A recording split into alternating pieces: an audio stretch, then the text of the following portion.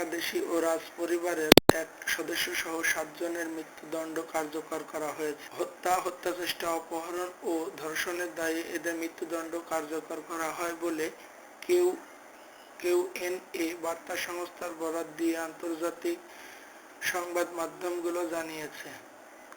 কোনো প্রতিবেদনে মৃত্যুদণ্ড কার্যকর হওয়ায় বাংলাদেশির নাম পরিচয় আসেনি। আল জাজিরা বলেছে, অপহরণ ও ধর্ষণের দায়ে বুধবার তার মৃত্যুদণ্ড কার্যকর করে কুয়েতি কর্তৃপক্ষ।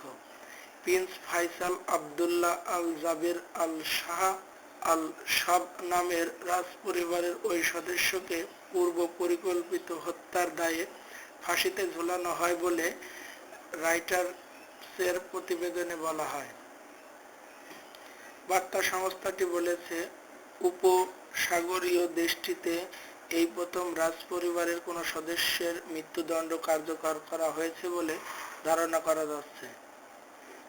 ভাতিজাকে হত্যার দায়ে 2010 সালে ওই প্রিন্সকে আদালত মৃত্যুদণ্ড দেয় বলে কুয়েত সংবাদ মাধ্যমে জানায়।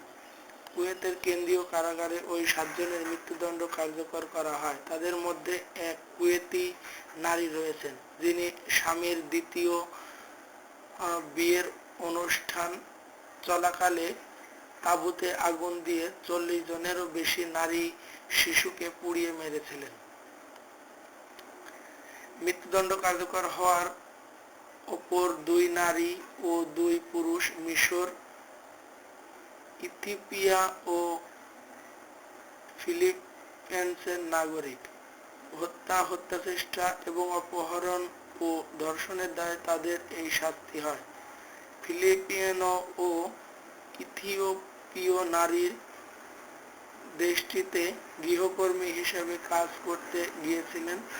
নিয়োগকারী পরিবারের সদস্যদের হত্যার জন্য তারা দণ্ডিত হয়েছেন।